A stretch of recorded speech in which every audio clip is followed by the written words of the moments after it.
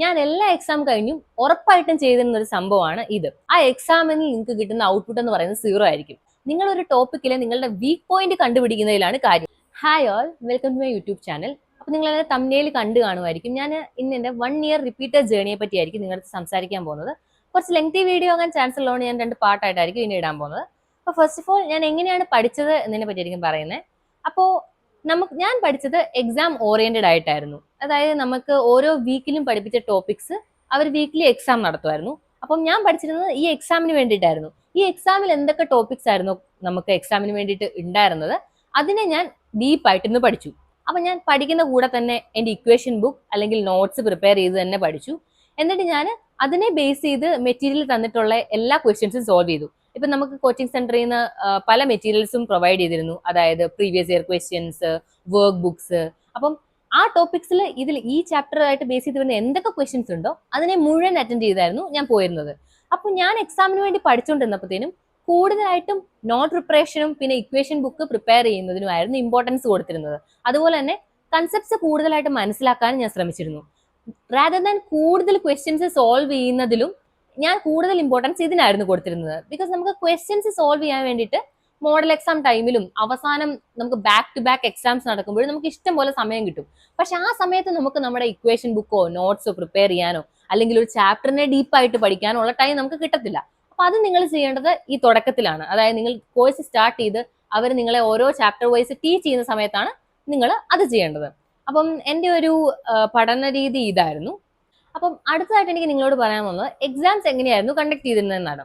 അപ്പം 1 വീക്കിൽ ഞാൻ നിങ്ങളുടെ അടുത്ത് പറഞ്ഞു നമുക്ക് വീക്ക്ലി എക്സാംസ് ഉണ്ടാവും. അതുപോലെ തന്നെ A+ എക്സാം എന്ന് പറഞ്ഞ ഒരു എക്സാമും കൂടി ഉണ്ടായിരുന്നു. അപ്പൊ ഈ വീക്ക്ലി എക്സാമിൽ ആ വീക്കിൽ പഠിപ്പിച്ച സെയിം ടോപ്പിക് ആയിരിക്കും നമുക്ക് എക്സാമിന് ഉണ്ടാവുക. A+ എക്സാമിൽ ഈ സെയിം ടോപ്പിക്സിന്റെ കുറച്ചും കൂടി ഹൈ ലെവൽ ക്വസ്റ്റ്യൻസ് ആയിരുന്നു അവർ ചോദിച്ചിരുന്നത്.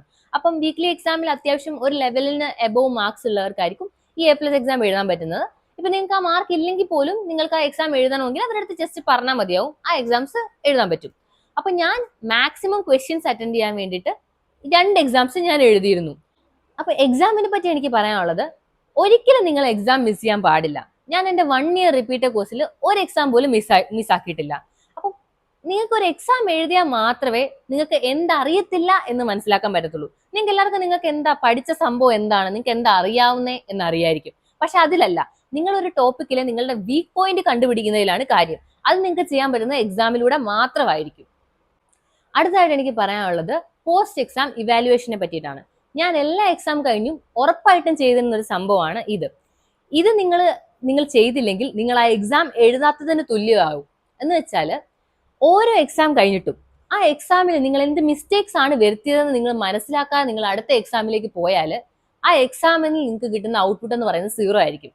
അപ്പം ഞാൻ ചെയ്തിരുന്ന ഇതൊക്കെയാണ്. എനിക്ക് ടൈം ആണോ വേസ്റ്റ് ആയത്, ഇപ്പൊ ഒരു ക്വസ്റ്റ്യനിൽ ഞാൻ സ്റ്റക്കായി പോയതാണോ, അല്ലെങ്കിൽ ഞാൻ ഇപ്പൊ ഒരു ബയോളജി അറ്റൻഡ് ചെയ്ത് കഴിഞ്ഞിട്ട് ഞാൻ ക്ലോക്കിലേക്ക് സമയം നോക്കാതിരുന്നത് എനിക്ക് ബാക്കിയുള്ളതിൽ കുറച്ചുകൂടെ സ്പീഡപ്പ് ചെയ്യാൻ പറ്റാതെ പോയോ. പിന്നെ ഞാൻ ചെയ്തിരുന്നത് മിസ്റ്റേക്ക് ബുക്ക്. നിങ്ങൾ ഓരോരുത്തർക്കും റിപ്പീറ്റ് കോഴ്സ് സ്റ്റാർട്ട് ചെയ്യുന്നത് തൊട്ട് വേണ്ട ഒരു സാധനമാണ് മിസ്റ്റേക്ക് ബുക്ക്.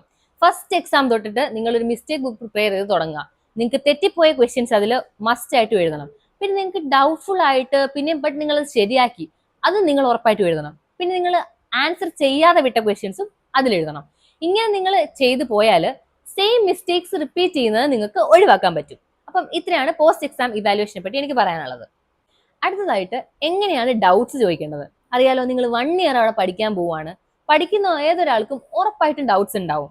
അപ്പൊ നിങ്ങൾക്ക് അറിയാം, നിങ്ങൾ ചിലപ്പോൾ അത് എക്സാമിന്റെ ഡൗട്ട്സ് ആയിരിക്കും, അല്ലെ നിങ്ങൾ പ്രാക്ടീസ് ചെയ്യുന്ന ക്വസ്റ്റ്യൻസിന്റെ ഡൗട്ട്സ് ആയിരിക്കും. അപ്പൊ എങ്ങനെയാണ് നിങ്ങൾക്ക് ബെനിഫിറ്റ് ചെയ്യുന്ന രീതിയിൽ ഡൗട്ട്സ് നിങ്ങളൊരു പ്രൊഫസറിനോട് ചോദിക്കേണ്ടതാണ് ഞാൻ പറയാൻ പോകുന്നത്. വെറുതെ ഒരു ക്വസ്റ്റ്യൻ എടുത്തുകൊണ്ട് പോയി പ്രൊഫസറിന്റെ തന്നിട്ട് പ്രൊഫസറിന്റെ അടുത്ത് സോൾവ് ചെയ്ത് തരാമോ എന്ന് ചോദിക്കുന്നതിലും നിങ്ങൾക്ക് അത് എങ്ങനെ ബെനിഫിറ്റ് ചെയ്യാൻ ഞാൻ പറയാൻ പോകുന്നത്. ആ ക്വസ്റ്റ്യനെ നിങ്ങൾ നിങ്ങളുടേതായ വേയിൽ സോൾവ് ചെയ്യാൻ ശ്രമിക്കുക. നിങ്ങൾക്കത് പറ്റുന്നില്ല, നിങ്ങൾ ആ മെറ്റീരിയൽ തന്നിട്ടുള്ള സൊല്യൂഷനെ നോക്കുക. പക്ഷെ നിങ്ങൾക്ക് ആ സൊല്യൂഷനും മനസ്സിലാവുന്നില്ല എങ്ങനെയാണ് അത് എഴുതിയിരിക്കുന്നതെന്ന്. അപ്പൊ നിങ്ങൾ ആ ക്വസ്റ്റ്യനെ പ്രൊഫസറിന്റെ അടുത്ത് കൊണ്ടുപോവുക. എന്നിട്ട് പ്രൊഫസറിന്റെ അടുത്ത് ചോദിക്കുക, നിങ്ങളുടെ വേയിൽ എന്താണ് മിസ്റ്റേക്ക് ഉണ്ടായത്, എന്നിട്ട് നിങ്ങൾക്ക് ആ മെറ്റീരിയലിൽ തന്നിരിക്കുന്ന സൊല്യൂഷനിൽ എന്താണ് മനസ്സിലാകാത്തത്. ഇത്രയും ക്വസ്റ്റ്യൻസ് ക്ലിയർ ചെയ്യുക പ്രൊഫസറിന്റെ അടുത്തുനിന്ന്. അപ്പോൾ അതിൽ നിങ്ങളുടെ എഫേർട്സും ഉണ്ടാവും, എന്നാൽ നിങ്ങൾക്ക് അതിന്റെ ആൻസറും കിട്ടും. ആ ഒരു കൺസെപ്റ്റ് നിങ്ങളുടെ മനസ്സിൽ നിൽക്കും. ഈ ഒരു രീതിയിൽ നിങ്ങൾ ഡൗട്ട്സ് ചോദിക്കുകയാണെങ്കിൽ പിന്നീട് ഇതേ ഡൗട്ട്സ് ഉണ്ടാകുന്നത് നിങ്ങൾക്ക് ഒഴിവാക്കാനായിട്ട് പറ്റും. അപ്പം ഈ ഫസ്റ്റ് പാർട്ടിൽ എനിക്ക് ഇത്രയൊക്കെ കാര്യങ്ങളാണ് പറയാനുള്ളത്. അടുത്തായിട്ട് എന്റെ ഹോസ്റ്റൽ ലൈഫ് എങ്ങനെയായിരുന്നു, ഞാൻ എന്തൊക്കെ ഡിഫിക്കൽട്ടീസ് ആണ് ഫേസ് ചെയ്തിരുന്നത്, ആ ഡിഫിക്കൽട്ടീസിനെ ഞാൻ എങ്ങനെയാണ് ഓവർകം ചെയ്തതെന്ന് ഇത്രയും വീഡിയോ ഞാൻ അടുത്ത് പാർട്ട് 2 ആയിട്ട് അപ്ലോഡ് ചെയ്യുന്നുണ്ട്. അപ്പോൾ അതുവരേക്കും ബൈ ബൈ.